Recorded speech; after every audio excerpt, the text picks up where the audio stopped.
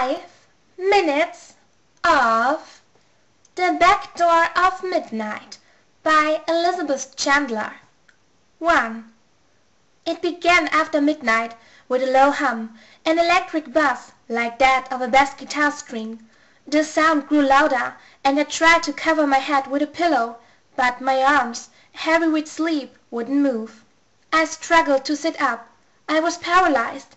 Frightened, I tried to call out, but my mouth wouldn't move. An odd sensation began in my feet and traveled up my body, each nerve ending tingling with electric energy. "Stop!" I thought. "Please stop!" "Anna, let go!"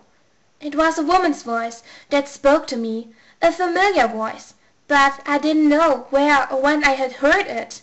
Years ago, I thought. Struggling to recall the person, I momentarily forgot my fear. The vibration stopped, and I stood up. I was surrounded by darkness. In the distance an orange light shone. As I moved toward it, I heard a confusion of voices, people talking and laughing. The orange light flickered, and I heard crackling sounds. I could smell now acrid smoke.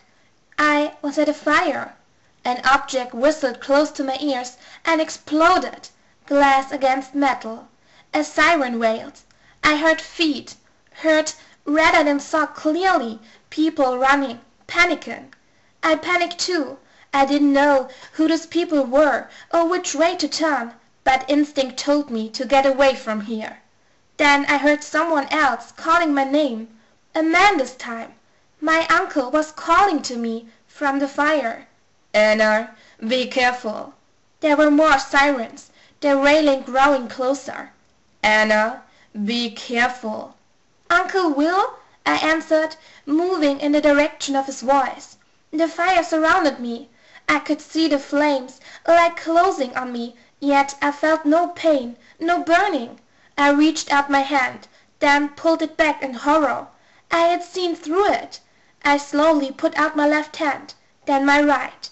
They were transparent. Was I dead? Was it possible to die and not know it? "Help!" I called out. "Help, Uncle Will! I want to go home." I was plucked out of the ghostly fire, reeled in like a fish. Opening my eyes, I found myself in bed at home. The two beds next to mine were empty. "Grace? Claire?" Silence. Then I saw my suitcase and remembered. The twins, Jack and Mom, had left early this morning. I was alone. Next to my suitcase was a plastic bag filled with summer clothes, enough for 2 months away. I had been dreaming, obviously, and yet I would have sworn that I had actually heard Uncle Will's voice. A letter from him lay on the top of my suitcase. I knew the letter by heart, but I climbed out of bed and carried it to the window, pushing back the curtain, unfolding the paper to read by the orange light of a street lamp.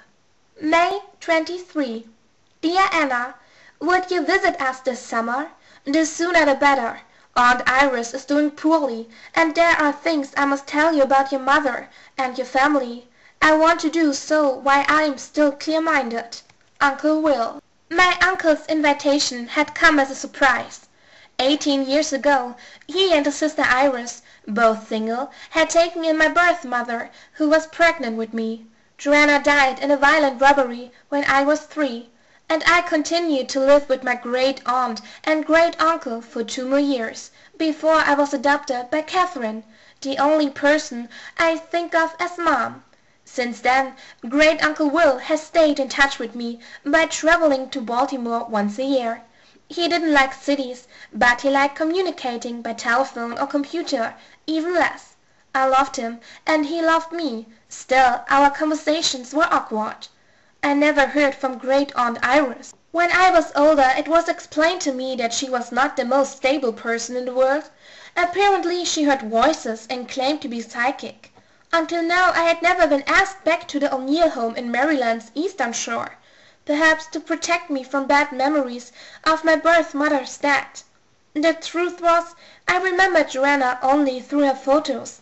My family was Jack, age 7, Grace and Claire, 6, and our dog, Rose. All of us adopted by Mom, living in a skinny brick town house.